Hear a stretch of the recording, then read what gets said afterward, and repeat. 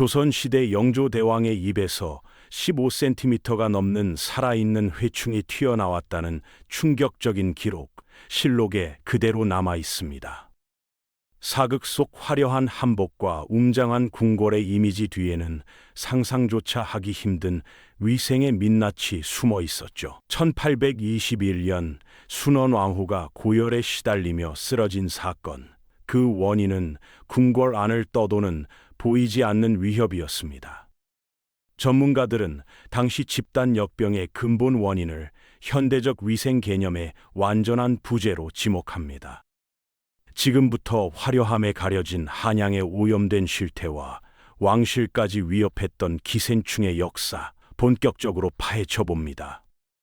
숙종과 영조시대, 궁궐 안에서 수십 명에서 100명 가까운 상궁과 하인들이 한꺼번에 쓰러져 죽는 역병이 반복됐습니다. 그런데 더 기가 막힌 건 당시 어이들의 진단 방식이었죠. 임금의 변을 매화라는 고상한 이름으로 부르면서 손가락으로 직접 찍어 맛을 봤습니다. 단맛인지 쓴맛인지 가려가며 건강 상태를 파악했던 거예요. 의료진은 대변을 정밀한 진단서로만 활용했을 뿐 그게 전염병을 일으키는 오물이라는 사실은 전혀 몰랐습니다. 궁궐 마당 아래 하수도는 제대로 갖춰지지 않았고 온 한양에 오염된 똥물이 토양 속으로 스며들었죠. 더 큰 문제는 그 다음이었습니다. 오염된 지하수가 다시 궁궐 우물로 올라와 임금이 마시는 물이 되는 악순환이 벌어졌거든요. 이 연결고리를 당시 누구도 파악하지 못했습니다. 분석은 철저했지만 정작 치우지는 않았던 조선의 아이러니, 그 결과는 끊임없이 반복되는 역병과 집단 사망이었습니다. 조선시대 사람들에게 대변은 버려야 할 오물이 아니라 밭에 뿌려 농작물을 키우는 소중한 자산이자 돈이었습니다. 백성들은 통시라고 불리는 화장실에 인분을 모아뒀다가 농사철이 되면 비료로 사용하는 완벽한 재활용 체계를 갖췄죠. 문제는 여기서 시작됐습니다. 인분 비료를 먹고 자란 채소에는 기생충 알이 묻게 되었고 이걸 씻지 않고 섭취하면서 기생충 감염이 끊임없이 반복되는 굴레가 형성됐거든요. 특히 한국인이 즐겨 먹는 김치는 배추 잎 사이사이에 붙은 기생충 알을 집단으로 섭취하게 만드는 결정적인 경로가 됐습니다. 20세기 초 기록에 따르면 조선인의 기생충 감염률은 무려 90%를 넘어설 정도였죠. 국가 전체가 기생충의 위협에 노출된 셈이었습니다. 농사를 위한 합리적 선택이 결국 온 국민을 기생충 숙주로 만드는 악순환, 이게 바로 조선이 벗어나지 못했던 위생의 함정이었습니다.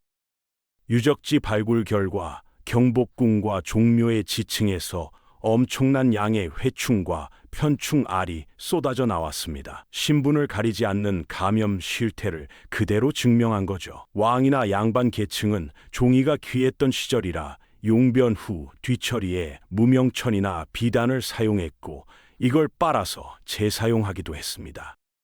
가난한 백성들은 더 열악했죠. 돌멩이로 대충 닦거나 볏짚, 새끼줄을 사용했거든요. 심지어 온 가족이 화장실에 걸어둔 새끼줄 하나를 공유하며 뒤처리를 하는 충격적인 습관이 만연했습니다. 18세기 이후에는 호박잎이 최고의 뒤처리 도구로 각광받았고 1950년대까지도 시골에서는 나뭇잎이나 옥수수 수염이 사용됐죠.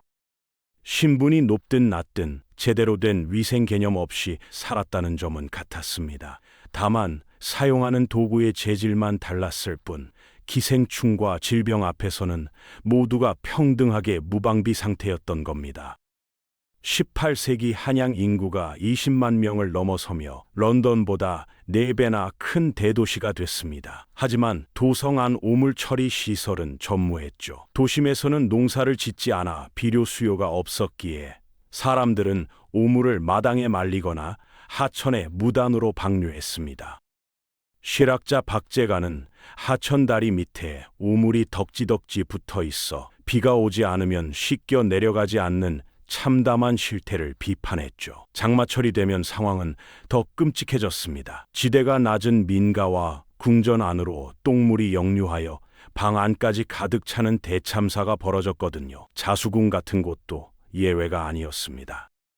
외국인 선교사들은 서울 골목마다 시궁창물이 넘쳐 흐르고 악취가 진동하는 모습에 경악하며 기록을 남겼죠. 대도시의 위용과는 정반대로 한양은 오물과 악취로 뒤덮인 거대한 불결의 공간이었던 겁니다. 인구는 늘어났지만 그에 맞는 위생 시스템은 전혀 따라가지 못했던 조선의 민낯이었습니다. 지독한 위생 상태에도 불구하고 역병이 덜 돌았던 이유 중 하나로 겨울의 추위와 여름의 장마가 꼽혔습니다. 하지만 더 결정적인 역할을 한 존재가 있었죠. 바로 거리를 배회하던 개들이었습니다. 당시 길거리에 방치된 인분을 개들이 먹어치우면서 자연스럽게 오물을 제거하는 살아있는 환경 미화원 역할을 수행했거든요.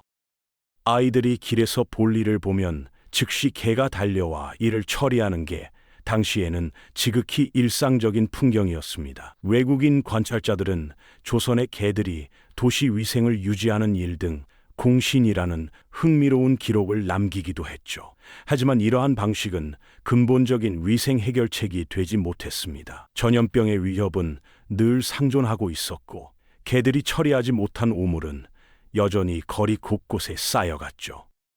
결국 동물에게 의존한 위생 관리는 임시 방편에 불과했고 조선은 진짜 위생 혁명을 맞이하기까지 오랜 시간을 더 기다려야 했습니다.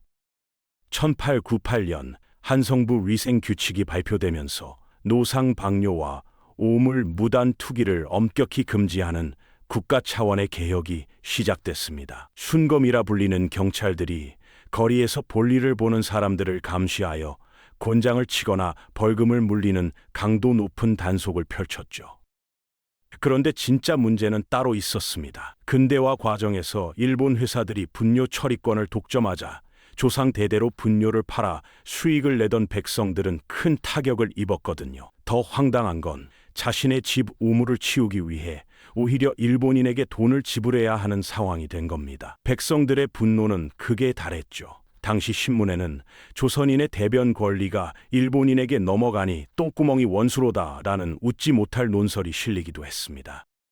위생개혁이라는 명분 뒤에 숨은 경제적 착취, 조선인들은 깨끗해지는 것조차 자유롭게 선택할 수 없는 처지에 놓인 겁니다. 고려시대에는 목욕이 일상적이었으나 유교와 성리학이 지배한 조선에 들어서며 몸을 함부로 드러내지 않는 것이 예의가 됐습니다. 백성들은 물론이고 국왕들의 평균 목욕 횟수도 1년에 고작 2, 3회에 불과할 정도로 전신 목욕 문화가 쇠퇴했죠. 영조 대왕조차 실록에서 몇 년 동안 손에 꼽을 정도로밖에 씻지 못했다고 고백할 만큼 씻는 것에 대한 인식이 부족했습니다. 궁궐 안에는 별도의 목욕실이 없었고 기름 종이를 깔고 목간통에 물을 받아 비단 옷을 입은 채 씻는 불편한 방식을 고수했거든요. 여성들에게 옷을 벗고 씻는 행위는 절대 금기였습니다. 외국인 사절 암행어사의 기록에 따르면 마을 전체에 사람의 때로 인한 악취가 가득할 정도였죠. 유교적 가르침이 오히려 위생을 가로막는 장벽이 된 셈입니다. 예의를 지킨답시고 씻지 않았던 조선, 그 결과는 질병과 악취로 뒤덮인 일상이었습니다. 1782년 승지 이시수는 대전 안에 벼룩이 너무 많아 신하의 다리까지 기어오른다며 상소를 올렸습니다. 왕이 거처하는 지엄한 공간인 대전조차 벼룩과 빈대가 들끓어 통치자의 수면과 휴식을 방해했던 거죠. 궁궐 내 해충 문제는 그만큼 심각했습니다. 궁녀들은 좁은 초소에서 20명씩 단체 생활을 했기 때문에 피부병이 한번 유행하면 걷잡을 수 없이 번지며 고통을 겪었죠. 해충에 물린 자국과 가려움은 신분을 가리지 않고 조선인들의 삶의 질을 떨어뜨리는 주요 원인이 됐습니다. 밤마다 벼룩과 빈대에 물려 잠을 설치는 건 궁궐 안팎 모두의 일상이었거든요.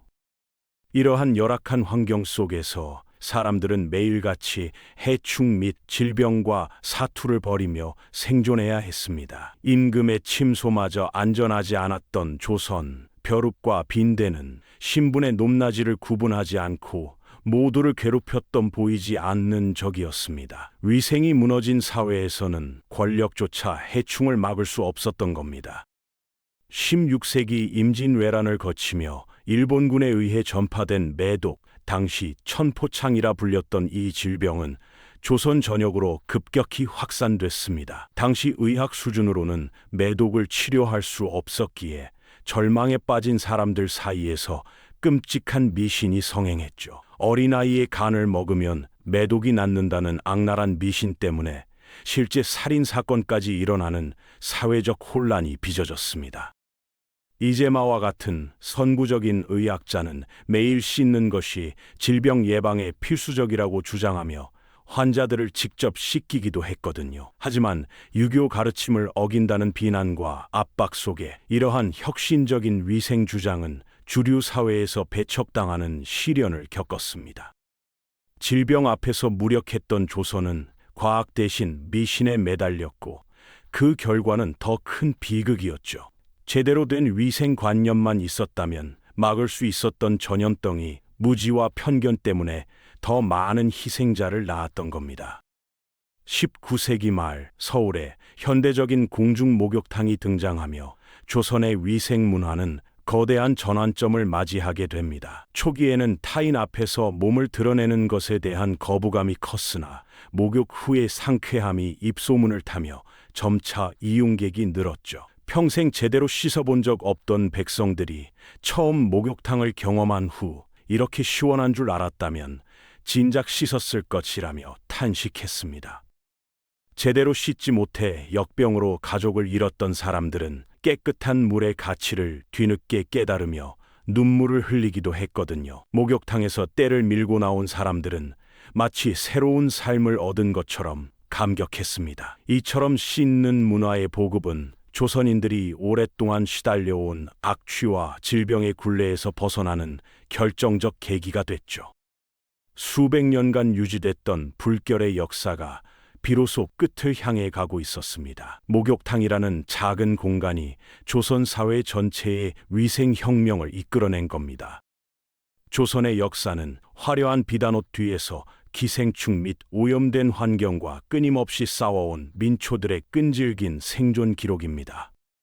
우리가 오늘날 누리는 깨끗한 물과 상쾌한 샤워는 과거 조상들이 질병 속에서 흘린 피눈물 위에 세워진 기적과도 같죠. 위생관념의 변화는 단순히 청결을 넘어 수많은 생명을 구하고 인류의 삶을 진보시킨 위대한 혁명이었습니다. 과거의 충격적인 위생 실태를 되돌아보는 것은 우리가 현재 가진 청결의 가치를 다시 한번 깊이 생각하게 합니다.